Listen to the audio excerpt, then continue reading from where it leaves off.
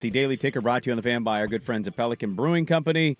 5 new coastal locations, my man. That's right. New ones open up. Rockaway Beach, the newest location to the family. Pacific City, Tillamook, Cannon Beach, and Lincoln City, obviously there. And again, 5 coastal locations taking over Oregon's coast. Pelican Brewing, born at the beach. Our good friend Jake Butt's going to join us right now here for the Daily Ticker on Twitter at JBooty88. Big Ten Network. We enjoy talking college football with him. Jake, good morning. Thanks for hopping on with us. I want to start with this. What is the Halloween candy bar that Jake Butt has to keep away from him? Otherwise, he'll eat all of them. Well, first off, good morning to you guys. It's been great to build this friendship over this season. So excited to break it all down with you. Man, all the candy bars, though, really, that is like my guilty pleasure. I tell my wife, like, we can't even have it in the house. Hide it from me if that's the case. I love Twix, though. Twix is my go-to. This is third date. We're getting serious now, Jake. Third date is all of a sudden like, we're having conversations. This is second base interview time. Yeah, what's happening after this interview? I kind of want to know where we're going to go from here. I'm very excited. I think it's a blossoming relationship. Let's get to the game you called on Saturday night. Oregon going on the road at Rutgers. It was one for some Duck fans like, hey, 3,000 miles away, tough loss to Indiana. Look what happened to Penn State. Is that going to be our future? I think Oregon quieted that pretty quickly. What was your takeaway from just being, the interactions you had with the team going into the game and then the aftermath of a blowout win at Rutgers? Well, yeah, I think everybody expected Oregon to win and then not, ever sweat in the game. But, those long road trips, especially coming off a physical game and a physical loss to Indiana, a lot of teams have started slow. They've struggled to start fast. You're kind of it's almost like getting your sea legs after that long plane ride. And Dan decided to take the team in the night before, right? So they landed on Friday where, that's been another storyline is a lot of coaches haven't been able to figure out when they even want to travel. So Dan doesn't overthink it. He's a master motivator, takes them in Friday and says, we are the Oregon Ducks. They have to adjust to us. And then they go ahead and put it on tape, starting fast from the very first play. I know they had the fumble initially, but that was just like a little T bite, a tick bite or something, nothing crazy. And, I feel bad for Rutgers because, there was nothing they could do. They just happened to be the next team in the way as Oregon was looking to send a message to the rest of college football that the team we saw against Indiana is not who they are. Dante Moore played his best game of the season. The offensive line was absolutely dominant. It sounded like gunshots going off in the stadium when they were doing those crack pole plays, and you get their linemen and fullbacks, with a running start, just popping the Rutgers linebackers and secondary. So just answered every question. I didn't really have any questions after the Indiana game. All that was a tough loss to a really good team. Clean yourself off and move on. I didn't have any questions, but if anyone did, they were answered against Rutgers. What have you made of all the coaching craziness? It's not that it's new to us that coaches are getting fired and buyouts are happening, but I'm just curious what you make of it. I equated it earlier to college football is experiencing a real moment. It's the second biggest sport in America, and yet I think the coaching stuff operates the way the NBA trade stuff does. It's just constant conversation of who's getting traded into what team. That's kind of what college is, right? It's like, what coach is going to get fired because he's lost his first game this year? What do you make, Jake Butt, of the college football coaching landscape right now? Well, it kind of just falls in just the theme of chaos. What we love about college football is the unpredictability, is the chaos. This season has been it's been the most chaos that I can ever remember in a college football season. So it's fitting that we can say the same thing specifically about the coaching. And I think really what I make of it is I just look at where we're at in college football, and it's an arms race. It's a resource battle. But, aside from the revenue share, it's fundraising. And you're going to your wealthiest alum and saying, hey, can you cut a check? No, unfortunately, it won't be a tax write-off for you. Can you cut a check for the love of the university and for your team? And those are big checks being cut. And with that comes high expectations. And if you aren't meeting those expectations, moves are going to have to be made. Otherwise, those checks will stop coming. So it's just kind of fitting for where we're at as a whole. I wanted to ask you about your alma mater. They had a big win this weekend, and on both sides of that, I'm just curious. Like, one of those coaches that all of a sudden was getting some chatter was Sharon Moore. The way they lost on the road at USC, and it was like, that didn't look like Michigan. We've always known them to be so good at the line of scrimmage. It didn't go well for them out on the West Coast. They bounced back with a big win. Just your thoughts on what that meant for Sharon Moore, and then on the other side of it, Washington is now dealing with this because Jed Fish's name is getting thrown out there for Florida or some other openings of just where they're at and where they could go the rest of the season, considering what their schedule looks like.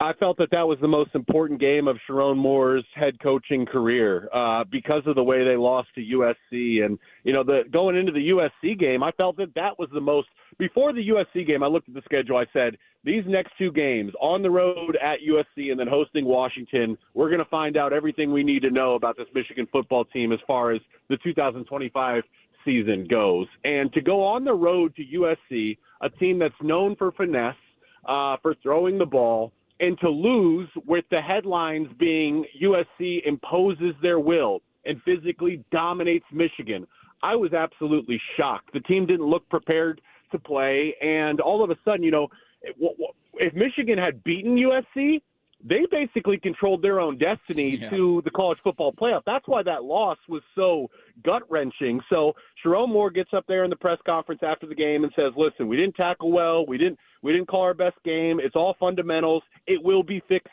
this week. And I said, all right, let's give them a chance. Let's see, okay, Sharon, you've earned the right for us to trust you. Let's give them a chance.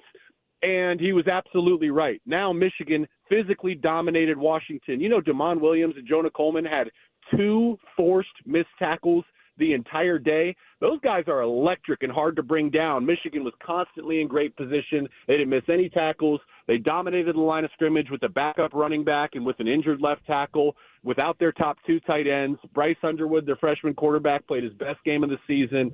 So, talk about a response. Just like Oregon did on the road against Rutgers, Michigan with a critically important response against Washington. Our guest is Jake Butt, our good friend here, former Michigan tight end, doing great work on the Big Ten Network, on Twitter at JBooty88. Some people think that Ohio State might be the lone superior number one team, and then it's kind of everybody else. I don't know if I subscribe to that. I'm pretty curious to see how the playoff will eventually shake out and what the matchups will be, because I don't know if Ohio State's truly been tested. I don't look at Texas and really think much of them right now. I'm curious for you. Do you think that there's one top dog? Is there a couple? Or do you think there really is, like, from 1 to maybe even 10, just a big lumping of teams that are going to have to figure out how we sort the chaos? I do think that it's Ohio State and a gap. Now, whether it's a big gap or a small gap, I do believe there is a gap. It's Ohio State, and then, sprinkle in Indiana. Alabama with Ty Simpson has looked great. I mean, you can kind of go down the list and start to list different teams. Ohio State they're the defending national champs. And the big storyline this offseason was, how are they going to replace the NFL talent? They are also were replacing both their coordinators. And what we've seen this year, at least in my opinion, the defense is better. I mean, Arvell Reese, their middle linebacker, that guy's a first-round pick, in my opinion, a top 10 pick potentially. Caleb Downs is the best defensive player in all of college football. Obviously, you got the talented wide receivers. But the big thing that we've seen with Ohio State is their quarterback, Julian Sayin, played his best game of the season last year. That's what I was waiting to see is, it looked like they were maybe hesitant to trust him a little bit. It was conservative play calling. And then Sayin goes out there and throws for nearly 400 yards, spreading the ball around to his weapons. That is just a complete and dominant football team. That doesn't mean that they're going to sleepwalk and guarantee themselves a national title, but it is going to be really, really tough to beat Ohio State because of how dominant their defense is and how multiple their offense is. Well, and that opponent that they played this last weekend is the one that's in Eugene. And there's not a lot to talk about with that game because Wisconsin's not very good, and Oregon can kind of pick their score. More from the angle of, like, you went to Michigan, obviously you're a proud alum and you follow your university and all that. Let's change roles and say you're an alum of Wisconsin.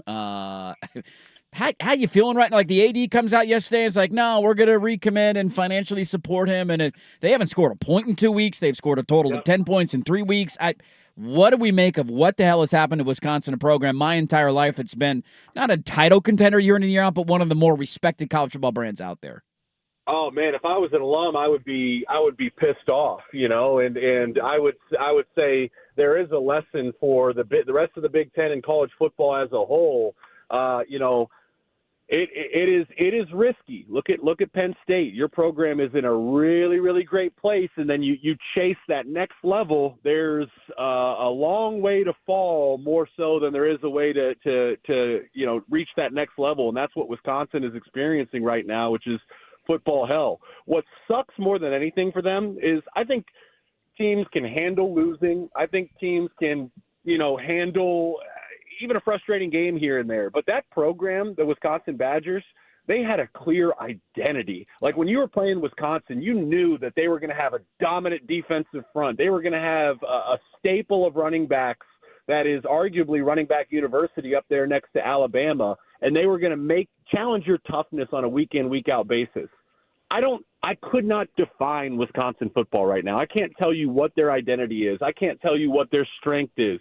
Their weakness really is everything at this point, and that's the most frustrating part is they're just caught in limbo. And I'd say what's really dangerous, and this is why I was shocked that the AD would come out there and say that, I think it'd be better for them to have a fan base that is really, really pissed off rather than what their fan base is right now, which is really apathetic. They're indifferent. They almost just don't care at all. That is a scary place to be. I can tell you the identity. They suck. That's their identity. They need to get out of that.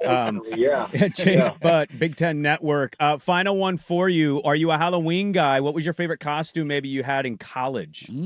Oh, yeah. I mean, I enjoyed the parties in college. I bet you did. Yeah. I got a pretty long neck. I'm like 6'6", but really I'm 6'3", just with a long neck. And so I wore a giraffe costume, and that was a smash hit for my teammates. All right, that's great. That's pretty solid. We just wrapped up our third date. Should we go? You want to go get some ice cream or something? Should we keep this thing going? That would be great, guys. Yeah, I'll fly out there and meet you out there around 1 o'clock today. Dude, go, you baby. get out here, we'll take you and we'll treat you nicely. Hey, Thank what you so game are you much. calling this weekend? I have Illinois at Washington, so a really, really big game for both of those teams. Okay, excited, man. I didn't see the broadcast schedule last week, and then I turned on the Rutgers Oregon game, and I'm like, look at that, Jake. Our guy Jake Butt's on the call. This is great. So can't wait till you call that one this weekend. What time did you turn it on? Like, where was it at in the game? Was it the second half, first half? No, it was before the game started. I was as a Duck alum, I was ready to rock and roll. We're with nervous energy after a loss. We needed to wash that taste out of our mouth. I was dialed in 5 minutes before kickoff. We were ready. Jake, do you ever just have thoughts during like 56-10 or whatever that score was where you're like, let's talk about literally anything else? Yeah, we prepare for these kind of things on a weekend. We know, hey, what are some storylines if this does get out of hand? What are we going to talk about? And, thankfully for us, Oregon was chasing their all-time yards record. And I'm thinking at halftime, I'm like, man, I grew up watching Oregon. I think about all these historic offenses and explosive offenses that they had. And I took a second. I'm like, I'm in the booth for what might be Oregon's best offensive performance of all time. That is really, really cool. So we had the graphic going and we were chasing it, but, Dan kind of took his foot off the gas there. Obviously late in the game, and they didn't end up getting it. But it was fun to cover it down the stretch. See, that's why you're great at what you do. You still cared even at that point where I was kind of watching more USC Notre Dame because I'm like, well, they've blown out. Yeah, I was Rutgers. right there with you, Jake. I need Brock Thomas highlights on tape, okay? I was locked in with you all the way to the end. Jake Butt, Big Ten Network. He'll be on the call for Illinois, Washington. That's a great football game this weekend, yeah. Have a great call. Thanks so much for hopping back on with us. Let's do this in a couple weeks and have our fourth date. Cool. Sounds good, guys. Thank you. Have a good weekend. All right, there we go. Jake Butt, Big Ten Network, Daily Ticker. Enjoy him, man. Fan by Pelican Brewing Company, born at the beach, online at pelicanbrewing.com. Really fun to talk to him. He's been really good. Good to the show. Good to have him on. Good Big Ten presence from him. That'll be a fun. Illinois Washington's a very interesting game this weekend.